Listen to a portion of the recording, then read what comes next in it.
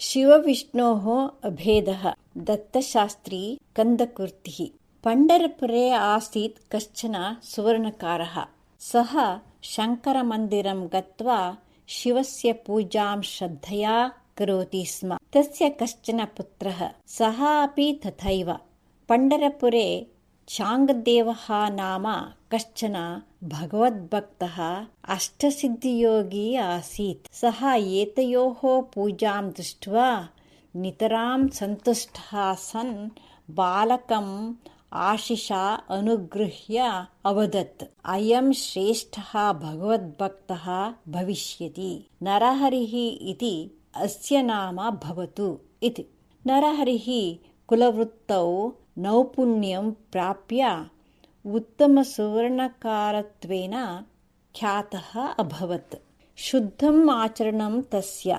आभरणादिनिर्माणे अल्पामपि चौर्यबुद्धिं कदापि न दर्शयति सः।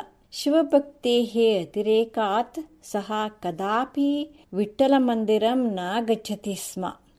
औरङ्गाबाद् नगरे कुबेरः नाम कश्चन धनिकः आसीत्। सः अपुत्रः। पुत्रप्राप्त्यर्थं तेन भक्त्या विठ्ठलस्य सेवा कृता। तस्मात् कश्चन पुत्रः जातः। नितरां सन्तुष्टः सः सङ्कल्पं कृतवान् यत् विठ्ठलाय रत्नवैढूर्यादियुक्तं सुवर्णकटिसूत्रम् अर्पणीयम् इति। तेन नरहरेः कौशलं शुद्धाचारयुतत्वं च श्रुतम् आसीत्। अतः सः सुवर्णकटिसूत्रनिर्माणकार्यं नरहरये अर्पितवान्। नरहरिः श्रद्धया सुवर्णकटिसूत्रं निर्माय दत्तवान्। तत् नीत्वा विठ्ठलमूर्तेः कटौ स्थापयितुं प्रयासः कृतः। तदा आकारल्पताकारणतः तत् धारयितुं न शक्तम्। खिन्नः नरहरिः तत् प्रति स्वीकृत्य दीर्घीकृत्य अयच्छत्। एतदवसरे तत् अतिशिथिलं जातम्।